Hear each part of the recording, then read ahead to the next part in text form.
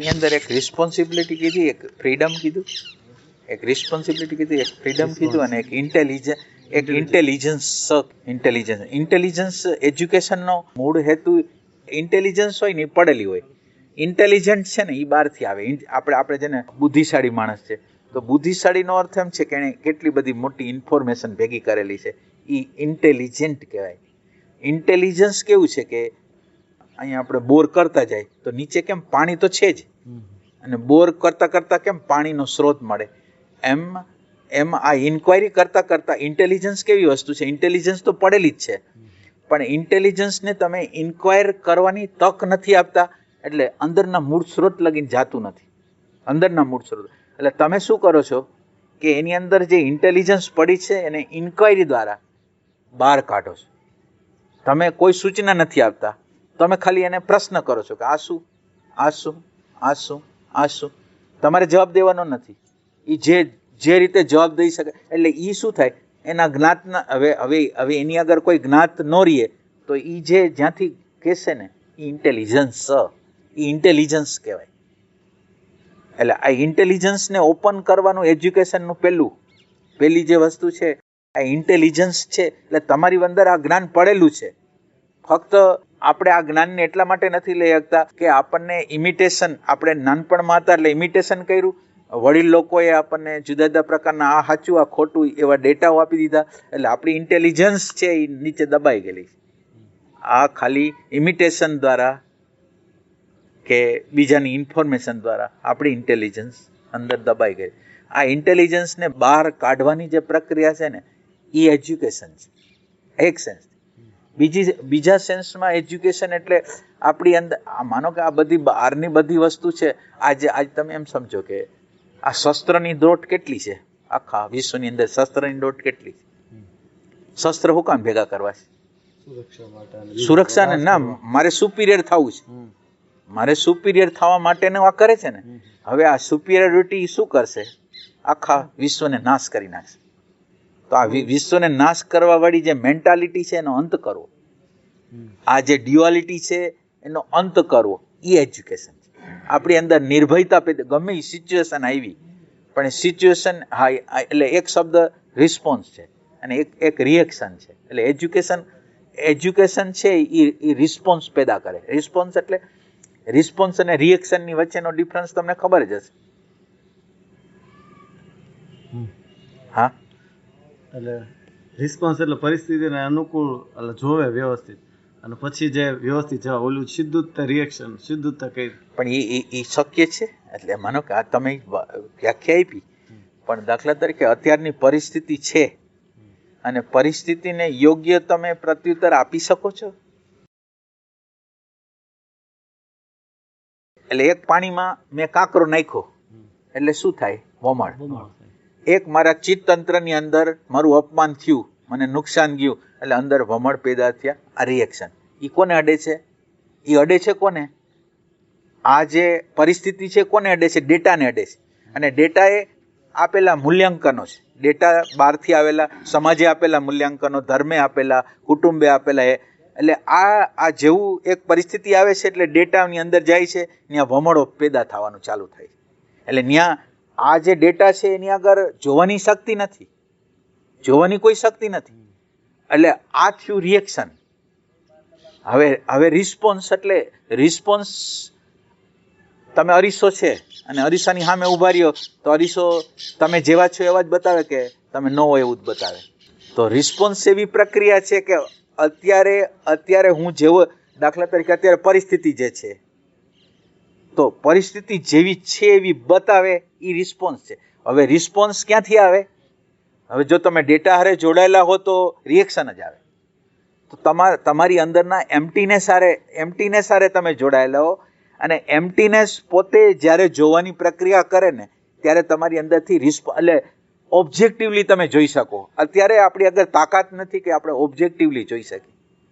અત્યારે કાંઈ પણ વસ્તુને મારે ટચ કરવો હોય ને, માનો કે તમને જોવા હોય ને, મારે મારા ઓલા બ્રેઇન સેન્ટરના ડેટાને અડીને જ તમને ટચ કરવો પડે. અને આ બધી પ્રક્રિયા છે એ રિએક્શન છે.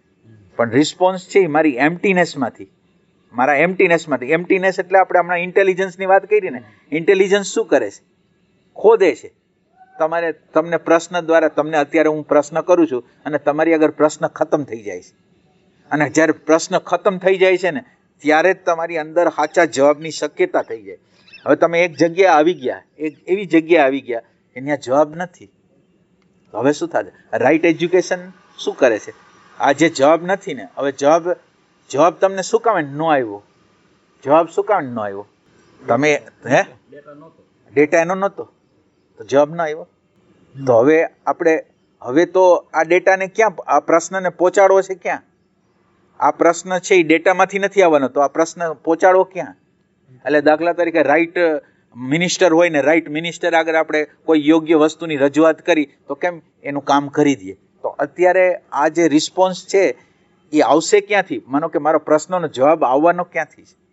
જે આપણી અંદર ડિવાઇન તત્વ, જે જાણકાર છે ને, એટલે અત્યારે ડેટા નથી અડતા તો અંદર જે જાણનારો છે ને, પ્રશ્ન છે ને, એ અંદરનો જાણનારો, તમે જાણો કે ન જાણો, એ જાણનારા આગળ પ્રશ્નને આગળ જાય છે, એની સામે અફડાય છે પ્રશ્ન, અને અફડાય છે પ્રશ્ન એટલે એને જવાબ આપવો પડે, અને એ જવાબ જે આપે ને એને ઇન્ટેલિજન્સ કહેવાય. એ વૈશ્વિક ઇન્ટેલિજન્સમાંથી આવે. એટલે આ એજ્યુકેશન છે. એજ્યુકેશન છે ને એ આ છે રિસ્પોન્સ. તમે આમ તમારું ઓબ્ઝર્વેશન કરશો, તમે જોજો રિસ્પોન્સિબિલિટી લેવા તૈયાર નહીં હોય. અને રિસ્પોન્સિબિલિટી શબ્દ તમે સમજો છો એ અર્થમાં હું નથી કહેતો અત્યારે. રિસ્પોન્સ એડિક્વેટલી એટલે આમ યોગ્ય રીતે પ્રત્યુત્તર આપવો. જે ઇવેન્ટ, ઘટના હોય, જે પરિસ્થિતિ હોય, જે સંબંધો હોય, એને યોગ્ય પ્રત્યુત્તર આપવો. યોગ્ય એમાં સેજે ખોટ હોય જ નહીં કે તમે જો પ્રત્યુત્તર આપ્યો એ સાચો જ હોય. એ એજ્યુકેશન છે. Right response. અને આ રિસ્પોન્સ માંથી રિસ્પોન્સિબિલિટી, અત્યારે આપણે રિસ્પોન્સિબિલિટી શબ્દ છે ને વિકૃત થઈ ગયો. રિસ્પોન્સિબિલિટી એટલે મારા ફાધરનું કરવું પડશે, મારા મધરનું, મારા પત્નીનું કરવું પડશે. આ રિસ્પોન્સિબિલિટીની વાત નથી કરતા. રિસ્પોન્સ એટલે તમારી અંદર સેન્સિટિવિટીમાંથી જન્મતી જે ડ્યુટી છે, તમારા પ્રેમમાંથી જે જન્મતી જે ડ્યુટી છે ને, એને રિસ્પોન્સિબિલિટી કહે.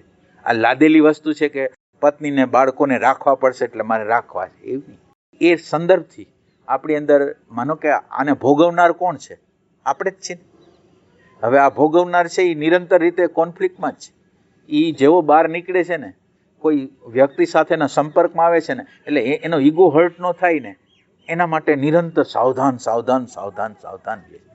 તો આપણે એવું એજ્યુકેશન આપવું છે કે ઈગોને સાવધાન ન રહેવું પડે અને એની જગ્યાએ પ્રેમ આવી જાય. એટલે મારા ઈગોને નથી સાચવવો, મારે પ્રેમને સાચવવો છે. અને આ પ્રેમને સાચવવાની પ્રક્રિયા તમે કરતા હો તો સાચું એજ્યુકેશન છે. તમે તમારી અંદર અન્ડરસ્ટેન્ડિંગને પ્રગટ કરવા માટેની જે પ્રક્રિયા કરતા હો તો એ સાચું એજ્યુકેશન છે. આ યંત્રને સમજવાની ટ્રાય કરતા હો તો એ સાચું એજ્યુકેશન. આપણી અંદર નિર્ભયતા પ્રગટ કર્યા કે કોઈ પણ પરિસ્થિતિ ચેલેન્જ આવીને તમે હલબલો નહીં કાંઈ, અને તમે પરિસ્થિતિ ગમે એવી હોય એનો પ્રત્યુત્તર આપી શકો નિર્ભયતાથી, પ્રેમથી, આનંદથી. એ એજ્યુકેશન. આ તો કીધું, પણ હવે આને સિલેબસમાં અથવા વિદ્યાર્થીઓની ઉપર કેવી રીતે આને એપ્લાય કરવું, એપ્લિકેબલ કેવી રીતે બનાવવું? એપ્લિકેબલ થાય ને, એપ્લિકેબલ કેવી રીતે થાય કે અત્યારે આપણે જોડાયેલા છીએ સ્મૃતિથી, તમારા વિદ્યાર્થીઓ સ્મૃતિથી, ડેટાથી જોડાયેલા હશે, તો આપણે એવું કંઈક કરી શકીએ કે એને ડેટામાંથી થોડી સેકન્ડો માટે બહાર કાઢી શકીએ. ડેટામાંથી ખાલી એવું શું કરીએ? થોડી વાર માટે ડેટામાંથી બહાર નીકળી જાય, એવું શું થાય? શું કરીએ? એવો કંઈક પ્રશ્ન દેવો જોઈએ ને, જ્ઞાતમાં ન હોય, વર્તમાન અથવા વર્તમાનની પ્રેક્ટિસ કરવા જોઈએ. એટલે ડેટામાંથી બહાર નીકળવાનો રસ્તો પ્રેઝન્ટ મોમેન્ટ. માનો કે તમે શ્વાસમાં છો અત્યારે, તો શ્વાસમાં છો તો સ્મૃતિમાં નથી જ. એટલે સાચું એજ્યુકેશન છે ને એટેન્શનનું એજ્યુકેશન છે.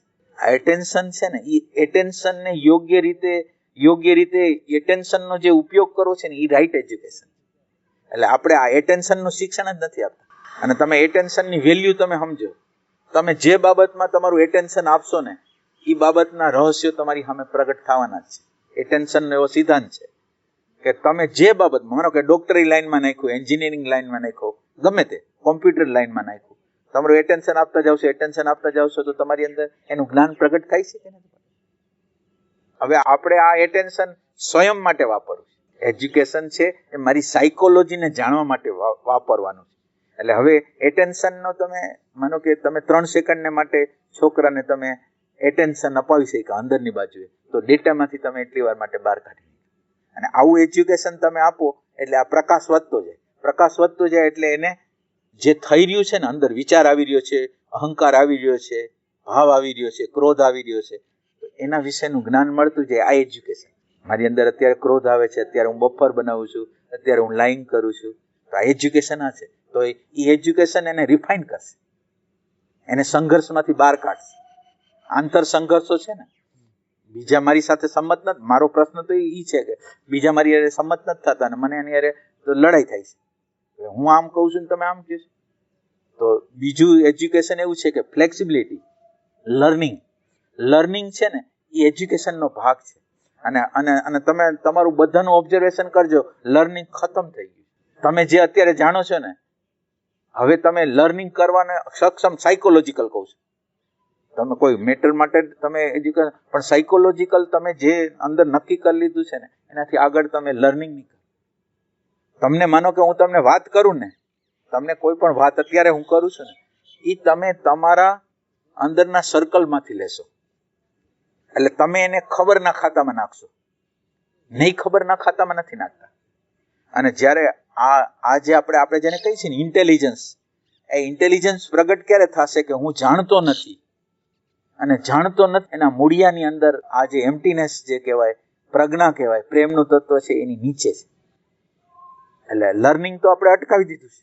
માનો કે તમે એક ફિલ્ડમાં છો અને તમને એવું લાગે છે હું આનો જાણકાર છું, અને જાણકાર છું ને તમને બીજા કોઈ માહિતી આપવામાં આવે, તમારી અંદર એવું છે કે મને આ બાબતની ખબર છે, મારે શું આનું લર્નિંગ કરવાનું. એટલે આ લર્નિંગ છે ને એ પણ એજ્યુકેશનનો ભાગ છે. ફ્લેક્સિબિલિટી છે એ પણ એજ્યુકેશન. ફ્લેક્સિબિલિટી જેના જીવનમાં હોય એના જીવનની અંદર સંઘર્ષ ક્યાં હોય તમે જુઓ. જે ફ્લેક્સિબલ છે, જે એના એંગલથી સમજી શકે એમ છે, તો તમારો સંઘર્ષ ક્યાં હોય. એટલે સંઘર્ષનો અંત, આપણા આંતર સંઘર્ષનો અંત કરવો ને એ એજ્યુકેશન છે. મારી અંદર જે ક્રોધ આવે છે, તો ક્રોધ આવે છે તો એ ક્રોધ તો મને જ બાળે છે.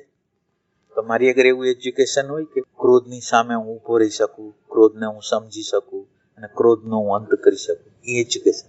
ક્રોધનું કારણ શું, એના મૂળિયા ક્યાં. એટલે એજ્યુકેશન છે એ. અને સાયકોલોજીકલ તમારી સ્પષ્ટ હોય ને તો તમને આ દુનિયામાં હેરાન કરનાર કોઈ નથી. સાયકોલોજીકલ રીતે તમે ફ્રીડમ, કોઈ આગ્રહમાં, કોઈ માન્યતામાં ફસાણા ન હો તો તમારી અંદર કોઈ સંઘર્ષ નથી, તમારી અંદર કોઈ તણાવ નથી, તમારી અંદર કોઈ આપણે જે કહેવાય ને કે હિંસા નથી. તમે એક પણ આગ્રહ, એક પણ માન્યતા, એક પણ ધર્મ, એક પણ સંપ્રદાય, એક પણ ગુરુ ને તમે પકડો ને, ત્યાંથી હિંસાની શરૂઆત થાય. મારા ગુરુ સાચા, તમારા ગુરુ ખોટા, મારો ધર્મ સાચો, તમારો. કોઈ પણ વસ્તુને તમે ચીટકો છો ને, ત્યાંથી કોન્ફ્લિક્ટ શરૂ થાય. અને એજ્યુકેશન તમને કોન્ફ્લિક્ટમાંથી મુક્ત કરવા માંગે છે. તમારા આંતર સાયકોલોજીકલ કોન્ફ્લિક્ટ, અને સવારથી હાંજ લગીને તમારે જો કડક તમારે રહેવું પડે છે.